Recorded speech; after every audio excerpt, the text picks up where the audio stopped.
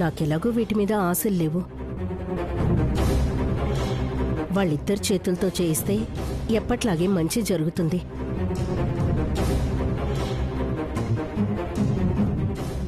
ఈసారి వాళ్ళిద్దరికీ అవకాశం ఇవ్వమ్మా. నా మాట కాదనకమ్మా.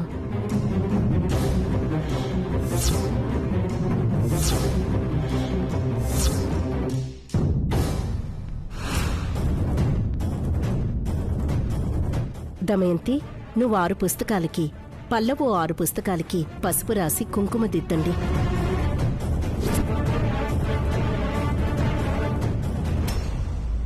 కళ్యాణి, నువ్వు మీ అమ్మనలా తక్కువ చేయడం పద్ధతి కాదు. దమయంతి అంటే వాళ్ళు ఏమైనా అడిగారా? లేదు కదా. ఎందుకే కొత్త అలవాట్లు? ప్రతి సంవత్సరం జరిగినట్టే మీ అమ్మ చేతుల మీదుగానే చేయిద్దాం. మా అత్తయ్య మనసేంటో నాకు తెలుసు. పైకి చెప్పకపోయినా మనసులో బాధపడుతూ ఉంటుంది.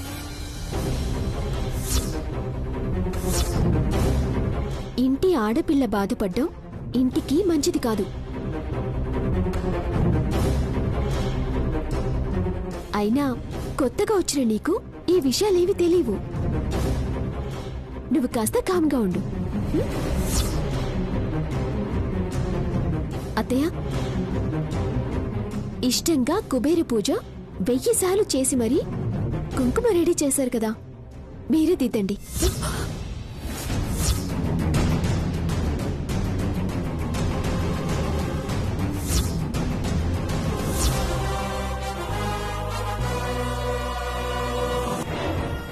మరి నేను రాయాలంటే గ్లౌజులు కావాలి.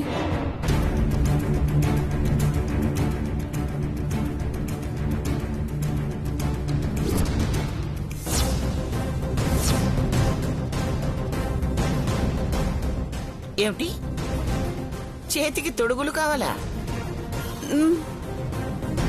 పోయప్పో, విదేశాల నుంచి వచ్చింది నువ్వా కళావతే? అన్ని కొత్త కొత్త వేషాలు ఇస్తున్నావు.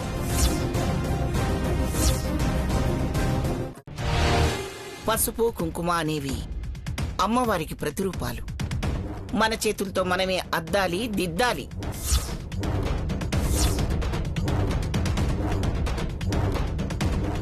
కానివ్వండి.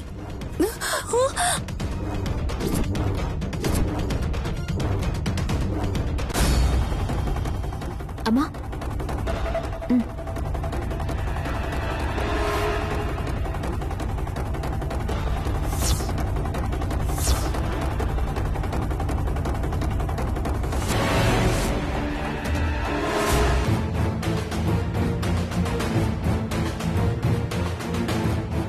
ఇదిగో పల్లవి, తీసుకో దమయంతి.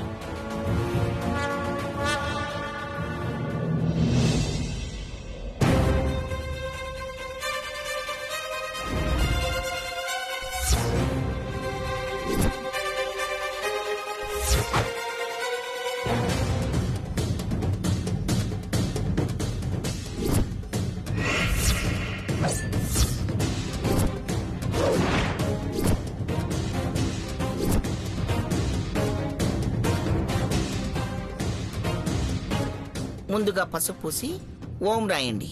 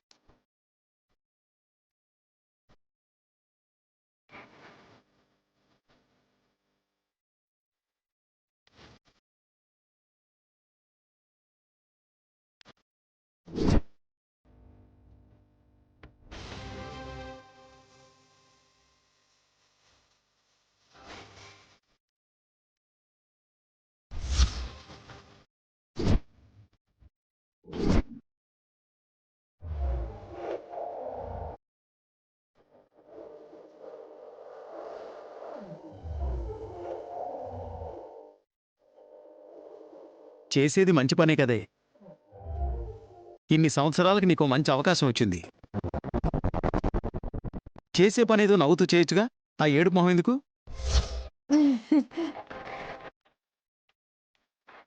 మావయ్య, నీకింకా అర్థం కాలేదా? అది ఏడుపు కాదు, ఆనంద బాష్పాలు. ఏమత్తయ్యా? మరే ఏం పిన్ని? అవునవును.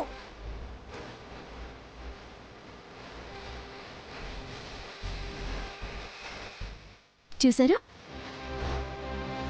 ఇన్ని సంవత్సరాలుగా వాళ్ళ మనసులో దాచుకున్న బాధ ఈరోజు కన్నీళ్ల రూపంలో బయటకొస్తుంది.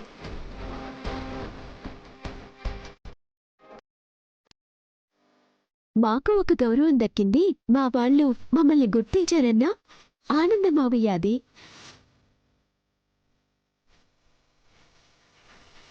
ఆ కన్నీళ్ళని ఆపకండి, అత్తయ్య వాళ్ళు చేస్తున్న పనిని ఆపకండి. అత్తయ్య, పిన్ని, మీరు కానివ్వండి.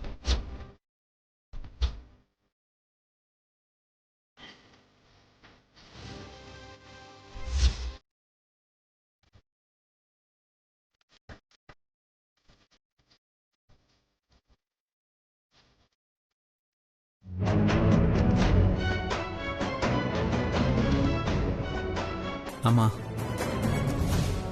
ఎప్పుడూ అరవడం కోప్పడ్డం తప్పితే నీ కళ్ళల్లో కన్నీళ్ళు ఎప్పుడూ చూడలేదు. నువ్వు అలా ఏడుస్తుంటే ఏం బాలేదమ్మా. నీ ఆనందాన్ని కంట్రోల్ చేసుకో.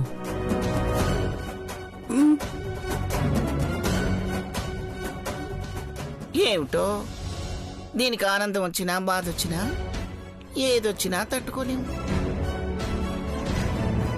కానివ్వండి కానివ్వండి, పూజ చేయాలి.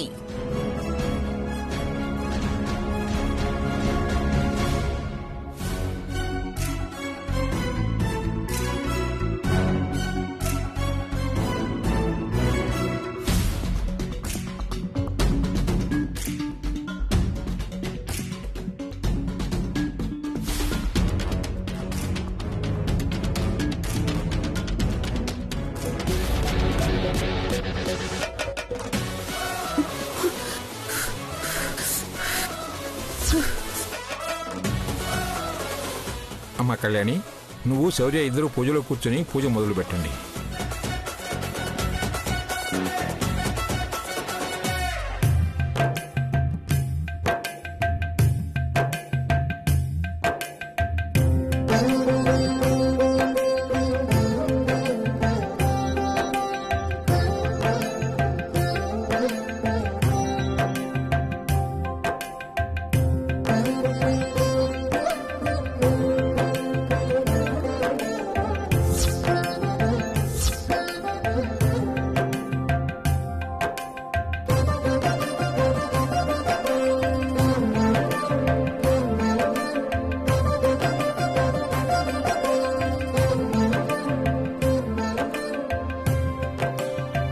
అత్తయ్య,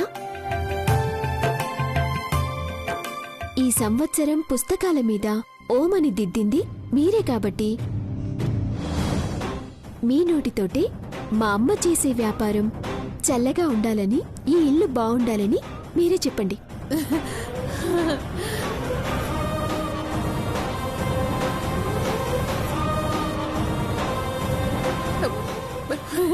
మా అనుపమ చేసే వ్యాపారం చల్లగా ఉండాలి, ఈ ఇల్లు ఇప్పుడు కళకళలాడుతూ ఉండాలి.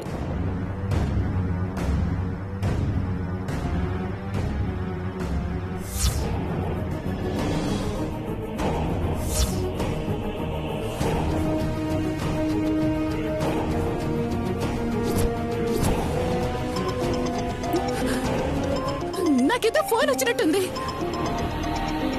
అది నీ ఫోన్ కాదు, నాకొచ్చింది.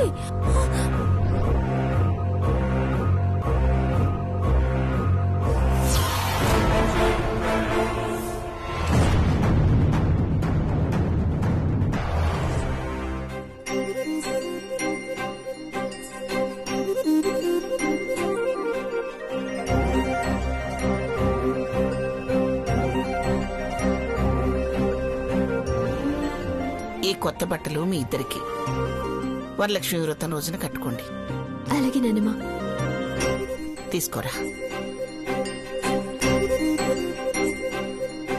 ఏంటి నానమ్మ, బావకి కళ్యాణికేనా, నాకివ్వవా?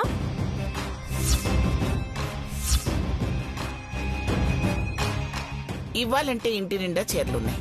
అయినా నువ్వు కట్టుకుంటావా ఏమిటి చీరలు? మొన్న లంగా ఉని వేసుకోలేదా? ఎందుకు కట్టుకోను? ఈసారి చీర కట్టుకుంటాను. నువ్వు చీర కట్టుకుంటానంటే అంతకంటే ఆనందం ఇంకేముంటుందమ్మా. ఇదిగో, ఈ చీర నీకు బాగుంటుంది, తీసుకో. నువ్వివ్వడం కాదు, నాకు బావ చేత ఇప్పించు.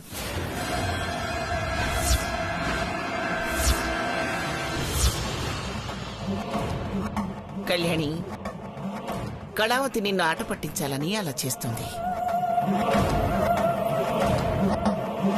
అమ్మ కళావతి, ఎక్కడైనా బావని ఆట పట్టిస్తారు గాని అక్కని కాదు. అవునానమ్మా, నిజంగా నాకు ఇలాంటి చెల్లెలుంటే ఇలా ఓవర్ యాక్షన్ చేయదు. నేను ఇలాగే చేస్తాను. ఎందుకంటే నీకంటే ముందు బావ నాకు స్నేహితుడు. బావా, నీ చేత్తో ఇవ్వు.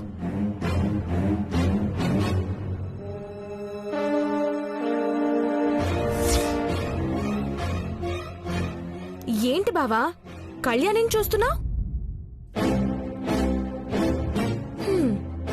ఏంటి కళ్యాణి, చూపుతోటే ఇవ్వద్దని సైగ చేస్తున్నావా?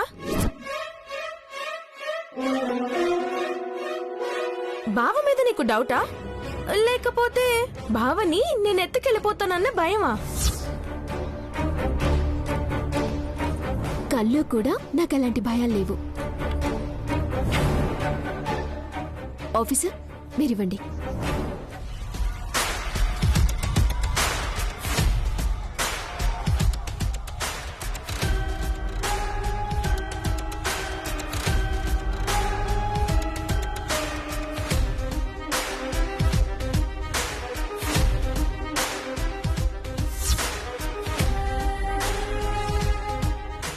మొత్తానికి పూజ అయిపోయింది. పంచామృతాలు సమర్పించాకే హారతి ఇవ్వాలి. ఆ తర్వాత ఈ రోజు నేను చెప్తానన్న నా మనసులో మాట అందరికీ చెప్తాను. అనుపమ, పదమ్మా, పంచామృతాలు కలుపుదాం.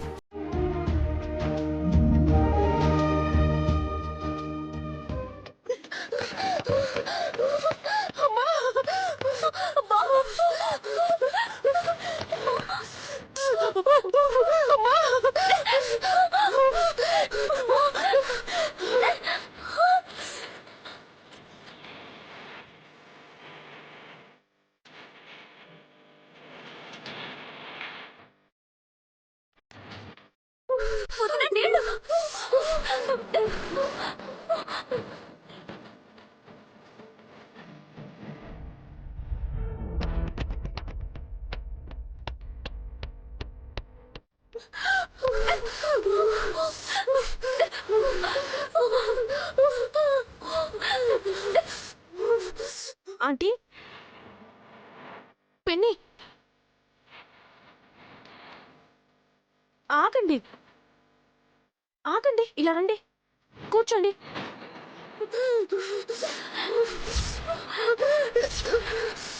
ఒక్క నిమిషం.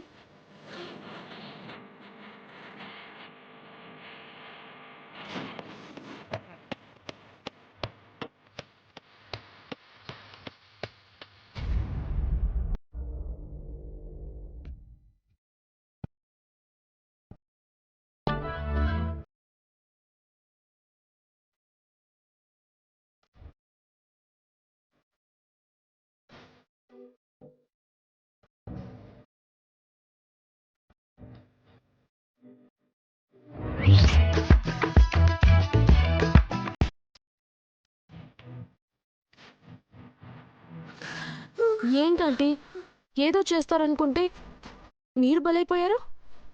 చివరి నిమిషం దాకా మేమే గెలుస్తాం అనుకున్నాను. ఇలా మేమే ఇరుక్కుంటామని తెలిస్తే కుంకుమలో ఆ మందు నేనెందుకు కలుపుతాను? నువ్వెందుకు కలిపినా అది అటు తిరిగి ఇటు తిరిగి మన ప్రాణాల మీదకే వచ్చింది వదినా. ఇంకా ఈ చేతులు పని చేయవేమో. చూడు నల్లగా ఇలా ఎలా కమిలిపోయాయో. చాలా ఆపు.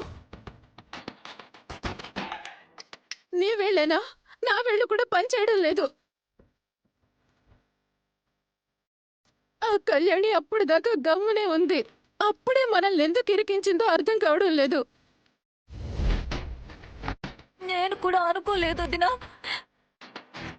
ఉన్నట్టుండి మా అమ్మ కాదు మా అత్తయ్య చేయాలని నీ గురించి చాలా ప్రేమగా మాట్లాడినప్పుడైనా నేను అర్థం చేసుకుని పక్కకి తప్పుకోవాల్సింది. కనీసం నా వేళ్ళైనా తెల్లగా ఉండేవి. అంటే ఏంటి? నువ్వు తప్పించుకోవాలి, నేను బాధపడాలా?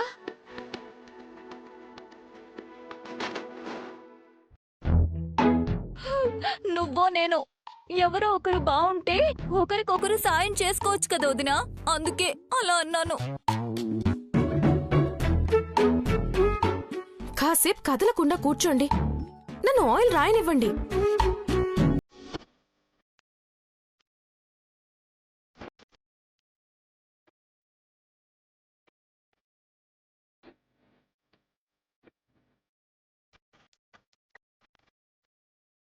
ఈ పాటికి నా స్థానంలో అనుపం ఉండాలి. అలా అనుకుని ఇదంతా చేశాను. తీరా చూస్తే నా నెత్తికి చుట్టుకుంది.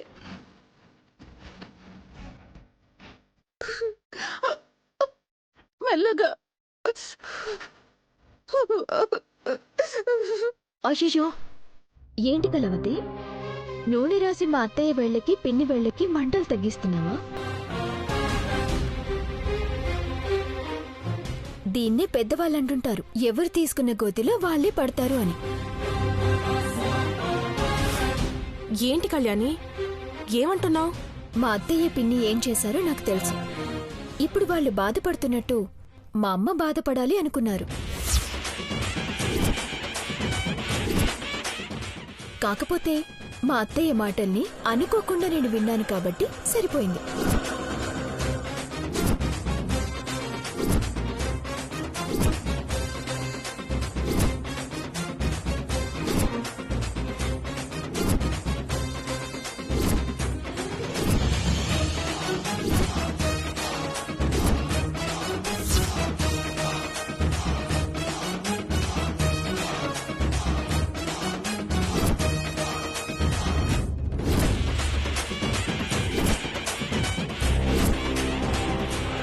నేను విన్నాను కాబట్టే ఆ బాధ ఎలా ఉంటుందో తెలియాలని నేనే సీన్ని రివర్స్ చేశాను.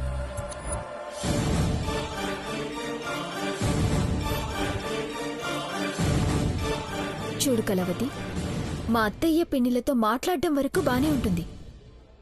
అనవసరంగా స్నేహం చేశావనుకో నువ్వు బాధపడాల్సొస్తుంది. అయ్యయ్యో, నాకవన్నీ తెలియదు కళ్యాణి. నేనేదో నొప్పని బాధపడుతున్నారని ఆయిల్ రాశాను అంతే. తెలియకపోతే మంచిదే, తెలిస్తేనే ఇదిగో ఇలాగే నువ్వు కూడా వాళ్ళలాగా బాధపడతావు.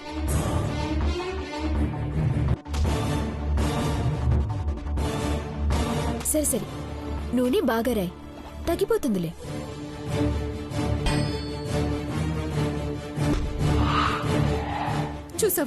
చూసావటే? అత్త బాధపడుతుందని కూడా లేకుండా దాని ఇష్టానికి అది మాట్లాడి వెళ్ళిపోతుంది. పైగా వార్నింగ్ ఒకటి. లాభం లేదు, దీన్ని అనుపమని ఇద్దరిని దెబ్బ కొట్టాలి. వదినా, అనుపమ అమ్మని దెబ్బ కొట్టాలన్నా ఈ కళ్యాణిని దెబ్బ కొట్టాలన్నా మనకున్న ఒకే ఒక్క దారి మనిద్దరిలో ఎవరో ఒకరు ఆ పదవిలో ఉండడం. మళ్ళీ ఎవరో ఒకరు అంటావేంటే? నేను తప్పుకున్నాను, నువ్వే ఉండు అన్నావుగా. అదే చెప్తున్నాను వదినా. ఉంటే నువ్వన్నా ఉండాలి, అబ్బా లేకపోతే నేనన్నా ఉండాలి. నేను తప్పుకున్నాను కాబట్టి నువ్వు ఆ పదవిని ఎలాగైనా దక్కించుకోవాలి.